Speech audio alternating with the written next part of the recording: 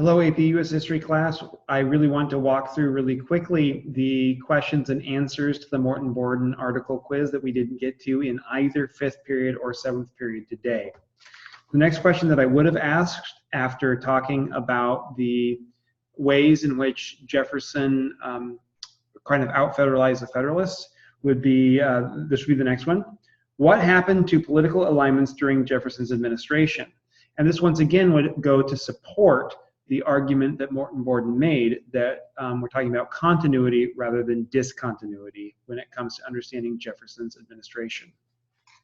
What happened was that moderate Federalists joined Jefferson's party while the more radical Jeffersonians actually left Jefferson's party, like Randolph that was mentioned in the article.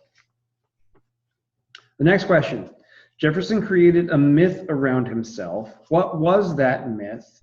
And how was it untrue? The myth that Jefferson allowed for himself to be created or created about himself was that he was really this radical revolutionary guy who wanted to change everything. Quotes like, and this wasn't a quote in the article, but this is a famous quote, that the tree of liberty should be stained from time to time by the blood of patriots and tyrants. This is a good thing. Every 20 years, a revolution is good. It's fertilizer for the soil.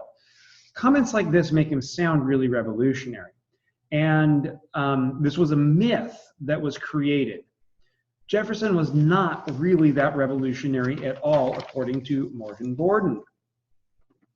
He goes on to then talk about the strengths that Thomas Jefferson has as an American, that the United States and the Constitution and the American identity is a really unique and valuable experiment that the human race was attempting. And he was a very American guy.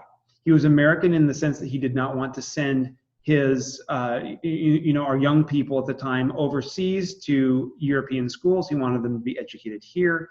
He wanted them American values to be imparted to the young people, and that the American Republic would be a strong agrarian republic for centuries to come. That this makes Jefferson a good, a really good non-revolutionary sort of a guy, and a great American.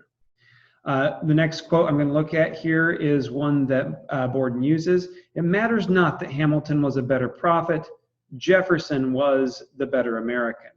And of course, I mentioned this a little bit in both of the classes, but we didn't land on this question real strong in, I believe, 7th period. The prophecy that Morton Borden is referring to is the prophecy that Hamilton made about America's future. Hamilton made the argument that we would be a strong industrial type nation with a strong federal government, with a strong monetary elements to the government with the federal bank.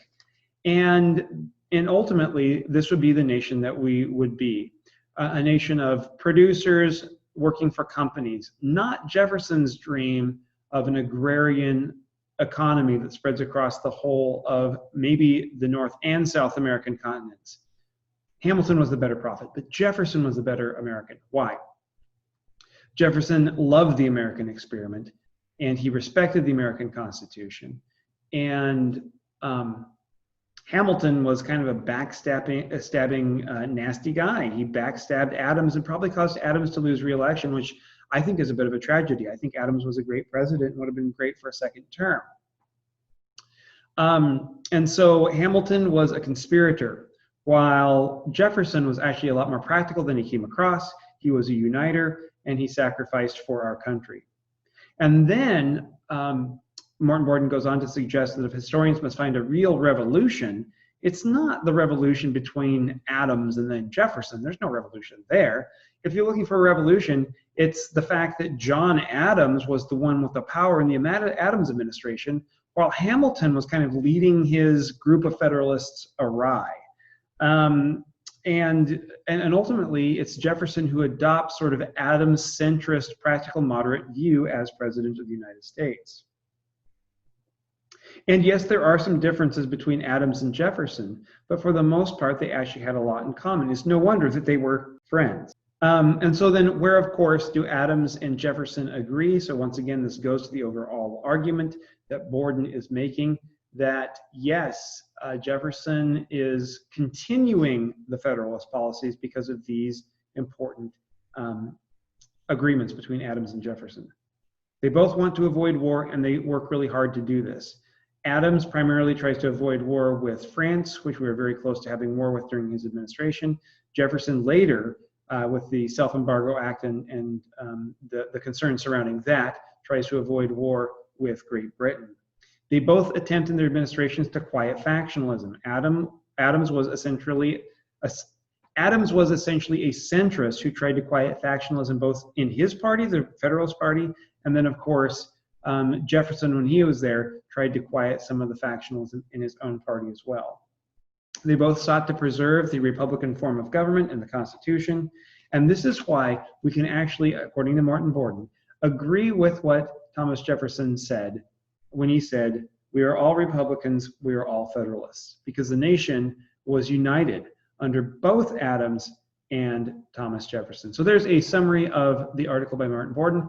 Hopefully that discussion and this short video helps make sense of the rest of the article for you. All right, guys, thanks.